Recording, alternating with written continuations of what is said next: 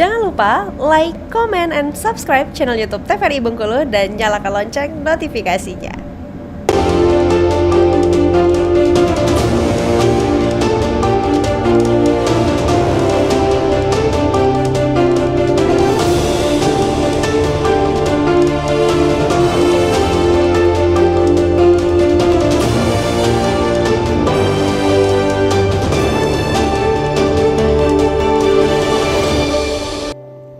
Assalamualaikum warahmatullahi wabarakatuh. Halo pemirsa TVRI Bengkulu, senang sekali saya Agnes Samudani kembali menjumpai Anda di Berendo TVRI Bengkulu. Pemirsa, seperti yang kita ketahui bahwa proses seleksi CPNS merupakan momen yang paling dinanti oleh seluruh masyarakat di Indonesia. Tahun 2024 ini dengan berbagai perubahan dan juga tantangan baru, tentunya banyak hal yang perlu dipersiapkan oleh BKN dan juga para peserta untuk nantinya bisa lolos seleksi CPNS tahun 2024. Tema kita di sore hari ini pemirsa terkait dengan seleksi CPNS 2024. Sudah hadir bersama saya di studio TVRI Bengkulu, ada Bang Adi Chandranegara selaku Kepala UPT BKN Bengkulu. Selamat sore Bang Adi. Sore. Gimana kesibukannya Bang hari ini? Masih sibuk mengurusi CPNS tahun ini? Ya, alhamdulillah sedang mempersiapkan untuk teman-teman melaksanakan SKD nanti. Baik, sudah juga di studio TVRI Bengkulu di sore hari ini pemirsa ada Muhammad Yusuf Ahmar selaku peserta CPNS. Halo, selamat sore Yusuf. Sore. Ini panggilnya Yusuf ya? Ya. Gimana kegiatannya hari ini? Berjalan lancar? Alhamdulillah lancar. Alhamdulillah Baik-baik aja. Dan juga baik-baik ya, sehat-sehat. Pemirsa, seleksi CPNS 2024 ini tentunya bakal jadi informasi yang menarik, apalagi buat pemirsa di rumah yang mungkin sedang mengikuti proses seleksi CPNS tahun 2024. Baik, terkait dengan tema kita di sore hari ini, kalau dari persiapan UPT BKN sendiri menghadapi seleksi CPNS tahun 2024 ini seperti apa Bang Adi? Baik,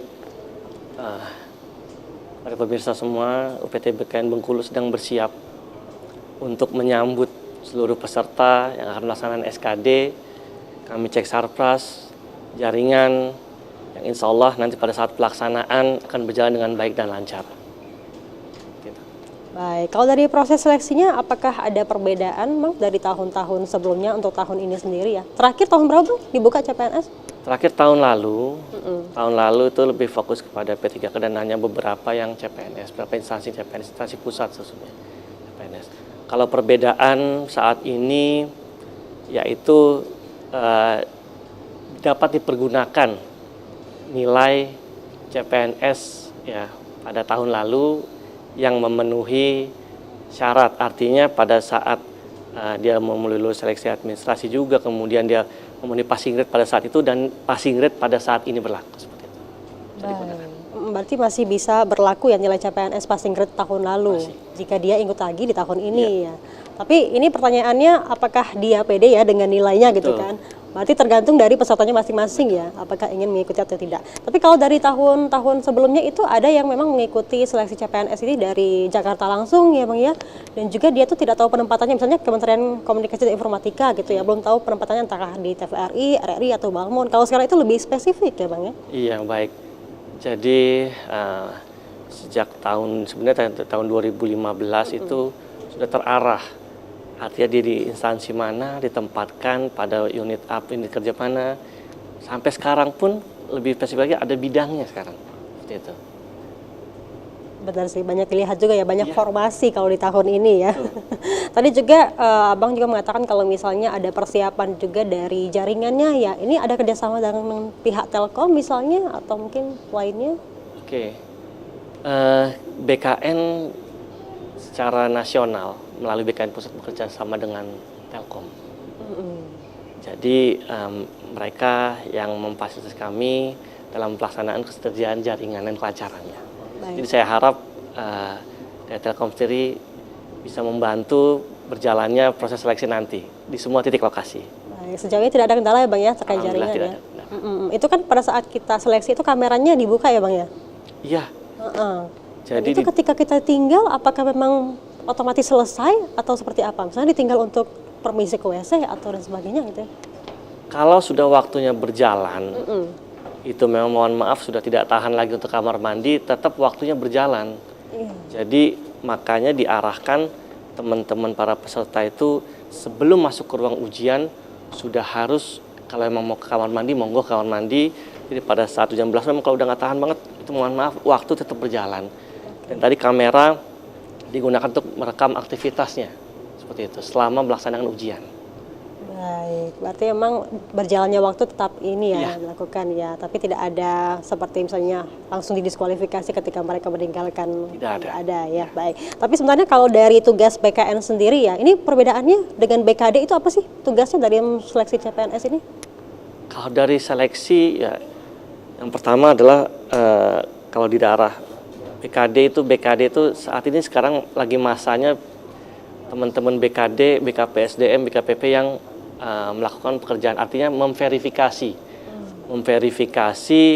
usulan-usulan atau pendaftaran teman-teman yang akan melamar di instansinya masing-masing, seperti itu.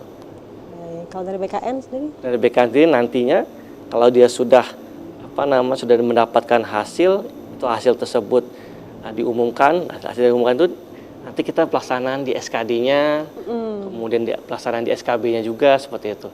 Dan nanti kedepannya kalau memang sudah sampai dengan dia sudah memang benar-benar lulus pengumuman sampai tahap terakhir, penetapan NIP-nya ya, ada di BKN, seperti itu. Baik, berarti kalau proses administrasi seperti yang sedang berlangsung sekarang itu dari pihak BKD ya, Bang ya.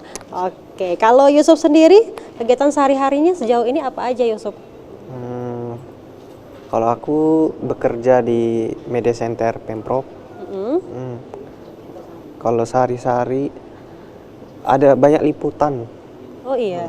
Liputan agenda-agenda gubernur, pemerintahan Provinsi Bengkulu nih perangkap. Ikuti ya. Ikuti. Kalau ini tahun pertama si Yusuf ikut CPNS atau sebelumnya sudah pernah mengikuti? Tahun pertama, perdana sekali. Perdana ya. Ini baru lulus SMA atau kuliah? Baru lulus SMK. Lulus SMK. Berarti pertama kali mencoba CPNS ya. Motivasi Yusuf sendiri mengikuti CPNS apa nih, Yusuf?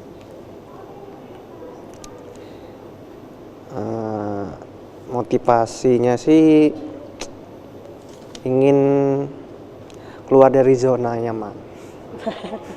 Berarti pengen keluar dari zona Iya. ya. Tapi ada rencana juga misalnya ada opsi B-nya, pengen ke perguruan tinggi juga nantinya atau gimana? Ada.